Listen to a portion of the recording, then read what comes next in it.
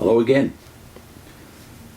Walter Rauschenbusch is surveying the historical roots of Christianity, and here specifically he's dealing with the moral and ethical influence and power of the Old Testament, even for Christians today. He says, for the purposes of this book, it is not necessary to follow the works of the prophets in their historical sequence. We shall simply try to lay bare those large and permanent characteristics which are common to that remarkable series of men and which bear on the question in hand. The fundamental conviction of the prophets, which distinguished them from the ordinary religious life of their day, was the conviction that God demands righteousness and demands nothing but righteousness. Primitive religions consisted mainly in the worship of the powers of nature. Each tribe worshipped its local tribal god, who dwelt in some gloomy ravine or on some mountain top and sent rain and fertility to his people when he was pleased, or drought and pestilence on crops and herds when he was offended. Like every other despot, the god must be kept in good humor by valuable gifts and prayers offered in the right places, in the right manner, and by the duly qualified persons. If the sacrifices were neglected, the god was sure to be angry, and then he had to be propitiated by redoubled offerings, incantations, and dances. There was always some connection between religion and morality. It was always understood that the tribal god had instituted the tribal customs and was displeased with any violation of them. But the essential thing in religion was not morality, but the ceremonial method of placating the god, securing his gifts, and ascertaining his wishes. He might even be pleased best by immoral actions, by the immolation of human victims, by the sacrifice of woman's chastity, or by the burning of the firstborn. In the primitive life of the Israelitish tribes, the religion of the common folk was probably much of this kind. Jehovah was the tribal god of Israel. Fortunately, he was stronger and more terrible than the gods of the neighboring tribes, so that he was able to drive them out and give their land to his own people. But he was not fundamentally different from them, and they were believed, that is, the other gods were believed in to be quite as real as Jehovah.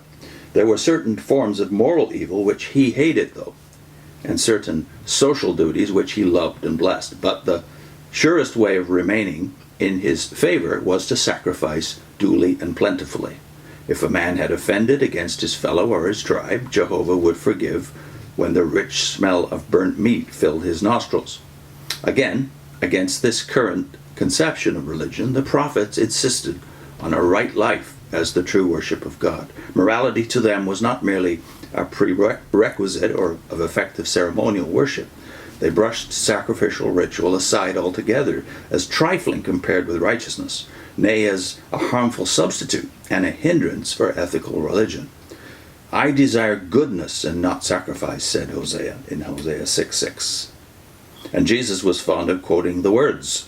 The book of Isaiah begins with a description of the disasters which had overtaken the nation, and then in impassioned words the prophet spurns the means taken to appease Jehovah's anger. He said the herds of beasts trampling his temple court, the burning fat, the reek of blood, the clouds of incense were a weariness and an abomination to the God whom they were meant to please. Their festivals and solemn meetings, their prayers and prostrations were iniquity from which he averted his face. What he wanted was a right life and the rightings of social wrongs. Your hands are full of blood. Wash you, make you clean.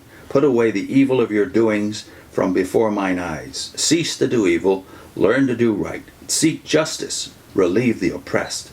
Secure justice for the orphaned and plead for the widow. This is all from Isaiah chapter 1, verses 10 to 17. Perhaps the simplest and most beautiful expression of that reformatory conception of true religion is contained in the words of Micah. Wherewith shall I come before Jehovah and bow myself before the high God? Shall I come before him with burnt offerings, with calves a year old? Will Jehovah be pleased with thousands of rams, or with 10,000s of rivers of oil? Shall I give my firstborn for my transgression, the fruit of my body for the sin of my soul? He hath showed thee, O man, what is good. And what doth Jehovah require of thee? But to do justly, and to love kindness, and to walk humbly with thy God. That's Micah 6, 6-8.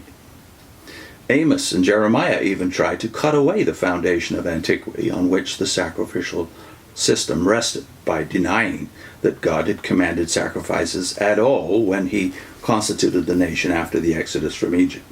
Obedience was all that he had required. Now, this is all quite controversial, and depending on which Old Testament scholar you're going to, you might get this interpretation, that some of the prophets were totally against the ritual, or you might get what I consider to be a more moderate interpretation, namely that the prophets wanted to put the priorities in proper order. That is, ritual was necessary, certainly for the common man and for the teaching of the nation as a whole. Ritual would be necessary, but it was not the center of Old Testament religion.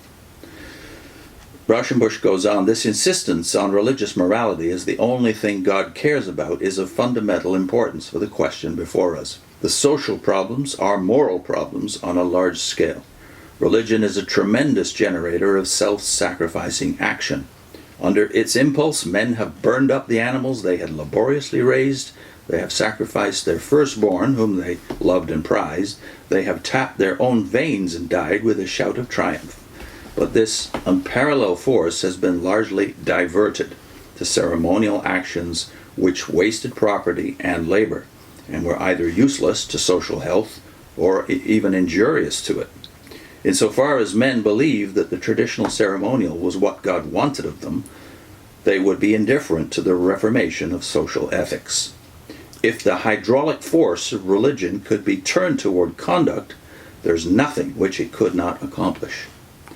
This is still a living question. Under the influence of non-Christian customs and conceptions, Christianity early developed its own ceremonial system. It is, of course, far more refined. Our places of worship have no stench of blood and entrails. Our priests are not expert butchers, but the immense majority of people in Christendom have holy places where they recite a sacred ritual and go through sacred motions. They receive holy food and submit to washings that cleanse from sin. They have a priesthood with magic powers which offers a bloodless sacrifice. This Christian ritual grew up not as the appropriate and aesthetic expression of spiritual emotions, but as the indispensable means of pleasing and appeasing God, and of securing his favors, temporal and eternal, for those who put their heart into these processes. This Christian ceremonial system does not differ essentially from that against which the prophets protested.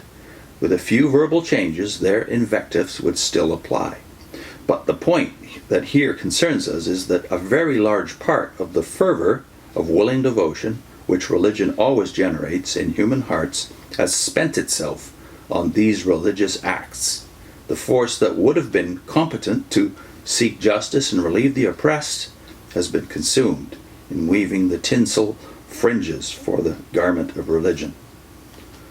The prophets were the heralds of the fundamental truth that religion and ethics are inseparable, and that ethical conduct is the supreme and sufficient righteous or religious act.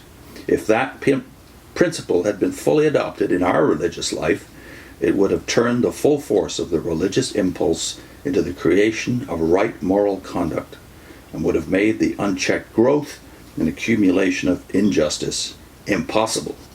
This assertion can be verified by history. The Calvinistic Reformation stripped off a large part of the traditional ceremonial of the church, and it turned religious energy into political and intellectual channels.